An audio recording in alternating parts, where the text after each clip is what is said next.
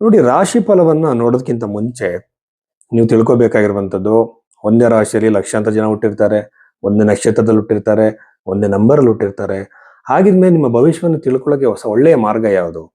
Vedic astrology ಒಂದೇ. But ಇಲ್ಲಿ ಏನ್ ಮಾಡ್ತೀವಿ, ನೀವು ಕೊಟ್ಟಿರೋ ಬರ್ತ್ ಟೈಮು ಡೇಟ್ನೇ ಹಾಕ್ತಾರೆ. ನಿಮ್ಮ ಬರ್ತ್ ಟೈಮ್ ಸರಿ ಇದೆ ಇಲ್ವಾ ಅಂತ ಯಾರು ಕೂಡ ಯೋಚನೆ ಮಾಡಲ್ಲ.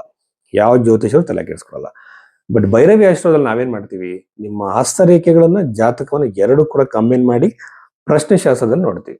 ಅಂದ್ರೆ ನಿಮಗೆ ಮದುವೆ ಆಗತ್ತೆ ಅನ್ನೋದಾದ್ರೆ ಜಾತಕದಲ್ಲಿ, ಹಸ್ತ ಸಾಮುದ್ರಿಕೆಯಲ್ಲಿ, ಪ್ರಶ್ನೆ ಕುಂಡಲಿಯಲ್ಲಿ ಮೂರಲ್ಲೂ ಕೂಡ ಕಂಬೈನ್ ಆಗಿ ಒಂದೇ ಇವೆಂಟ್ ಮ್ಯಾಚ್ ಆಗ್ಬೇಕು. ಆಗ ನಾವು ಹೇಳುವಂಥದ್ದು ನಿಮ್ಗೆ ನಿಜ ಆಗತ್ತೆ. ಇಲ್ಲ ಅಂತಂದ್ರೆ ಜ್ಯೋತಿಷರು ಹೇಳಿದ್ದು ನಿಜ ಆಗೋದಿಲ್ಲ, ಸುಳ್ಳು ಅನ್ನೋ ನಂಬಿಕೆ ಬರುತ್ತೆ, ಜ್ಯೋತಿಷದ ಮೇಲೆ ನಂಬಿಕೆ ಹೋಗ್ಬಿಡುತ್ತೆ.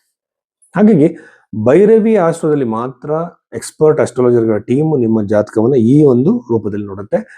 ಋಷಿಗಳು ಹೇಳಿರುವಂತದ್ದು ಮಾತ್ರ. ಎರಡನೇದಾಗಿ ಪರಿಹಾರಗಳು ಕೊಡಬೇಕಾದ್ರೆ ಯಾವ ಕಾಸ್ಟ್ಲಿ ಪರಿಹಾರಗಳು ಇಲ್ಲ, ಕೇವಲ ಮಂತ್ರ ಜಪಗಳು, ಯಂತ್ರಗಳನ್ನ ಇಟ್ಕೊಂಡು ಪೂಜೆ ಮಾಡೋದು, ನೀವೇ ಮಾಡುವಂಥದ್ದು ಮಾತ್ರ ನಾವು ಸಜೆಸ್ಟ್ ಮಾಡ್ತೀವಿ. ಇದು ಭೈರವಿ ಆಸ್ಟ್ರೋವಿನ ಸ್ಪೆಷಲ್.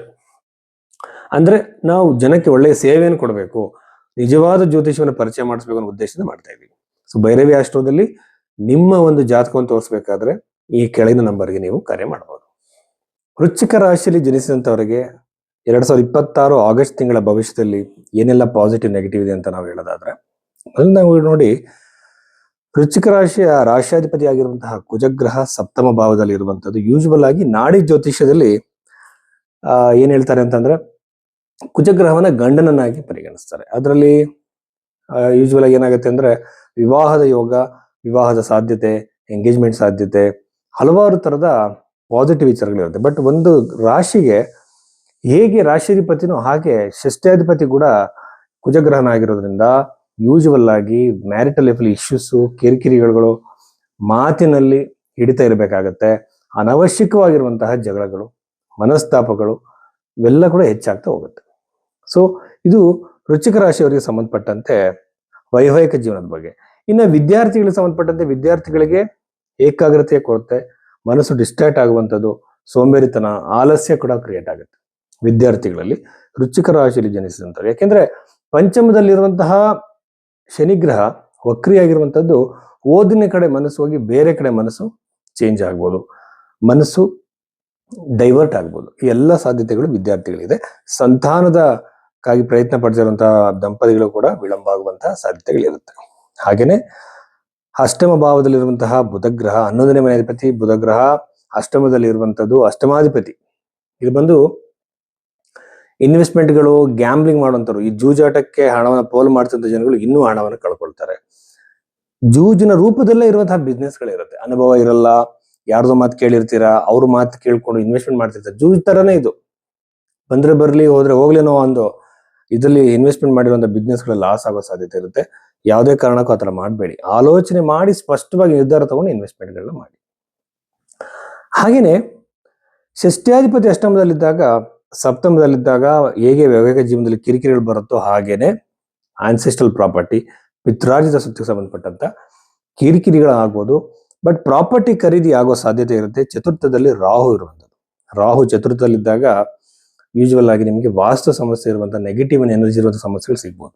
ಮನೆಗಳು ನೆಗೆಟಿವ್ ಎನರ್ಜಿ ಅಂದ್ರೆ ನೀವು ಬಾಡಿಗೆ ಮನೆ ಆಗಲಿ, ಭೋಗ್ಯದ ಮನೆ ಆಗಲಿ, ಸ್ವಂತ ಮನೆ ಆಗಲಿ, ಆ ತರ ಒಂದು ಸಮಸ್ಯೆ ಇರುವಂತಹ ಸಾಧ್ಯತೆ ಇರುತ್ತೆ. ಆ ಮನೆಗಳಲ್ಲಿ, ಆ ಒಂದು ಪ್ಲೇಸ್ಗಳಲ್ಲಿ ಪರೀಕ್ಷೆ ಮಾಡಬೇಕು, ಸರಿಯಾಗಿರುವಂತಹ ಪರಿಹಾರಗಳನ್ನ ಮಾಡ್ಕೋಬೇಕು. ಆ ನಂತರದಲ್ಲಿ ಆ ಮನೆಗೆ ಹೋಗೋದ್ರಿಂದ ಅನುಕೂಲಗಳು ಹೆಚ್ಚಾಗ್ತಾ ಹೋಗುತ್ತೆ. ಇದು ವೃಶ್ಚಿಕ ರಾಶಿಯವರಿಗೆ. ಬಟ್ ಪ್ರಾಪರ್ಟಿ ಖರೀದಿ ಅವಕಾಶಗಳು ಕ್ರಿಯೇಟ್ ಆಗುತ್ತೆ, ಆದ್ರೆ ಅದನ್ನ ಸರಿಯಾಗಿರೋ ಪ್ರಾಪರ್ಟಿ ತಗೊಳ್ಬೇಕಾಗತ್ತೆ. ಯಾಕೆಂತಂದ್ರೆ ನವಮಾಧಿಪತಿ ಷಷ್ಠ ಸ್ಥಾನದಲ್ಲಿ ಇರುವಂತದ್ದು ಬಹಳ ಒಳ್ಳೆಯದೆ, ಆದ್ರೆ ಪ್ರಾಪರ್ಟಿನ ಪರೀಕ್ಷೆ ಮಾಡಿ ತಗೊಳ್ಬೇಕು.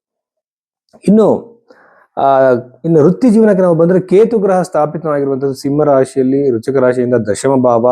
ನಿಮ್ಗೆ ಏನಾಗುತ್ತೆ ಅಂತಂದ್ರೆ, ವೃತ್ತಿಯಲ್ಲಿ ಬದಲಾವಣೆಗಿಂತ ಕಿರಿಕಿರಿಗಳು, ಟೆನ್ಷನ್ಗಳು, ನೀವು ಮಾಡ್ತಿರೋ ಕೆಲಸದಲ್ಲಿ ಅನವಶ್ಯಕವಾಗಿರುವಂತಹ ಟೆನ್ಷನ್ಗಳು ಕ್ರಿಯೇಟ್ ಆಗುತ್ತೆ. ಅಭಿವೃದ್ಧಿ ಇರಲ್ಲ, ಪ್ರೋಗ್ರೆಸ್ ಇರಲ್ಲ. ಹಾಗೇನೆ ಜಾಬ್ನ ಚೇಂಜ್ ಮಾಡಿ ಹೊಸ ಜಾಬಿಗೆ ಹುಡುಕ್ತಾ ಇದ್ರೆ ಅಲ್ಲೂ ಕೂಡ ನಿಮಗೆ ವಿಳಂಬ ಆಗೋ ಸಾಧ್ಯತೆಗಳು, ಕಿರಿಕಿರಿಗಳು ಹೆಚ್ಚಾಗಿ ಇರುತ್ತೆ. ಕೇತು ಗ್ರಹ ಅಲ್ಲಿ ಇರುವಂತದ್ದೇ ಯೂಶುವಲ್ ಸಮಸ್ಯೆ ಇದೆ. ಬಟ್ ಕೇತುವಿನ ಡಿಸ್ಪಾಸಿಟರ್ ಅಂತ ಹೇಳ್ತೀವಿ, ಡಿಸ್ಪಾಸಿಟರ್ ಥಿಯರಿ ಅಂತ ಹೇಳ್ತೀವಿ.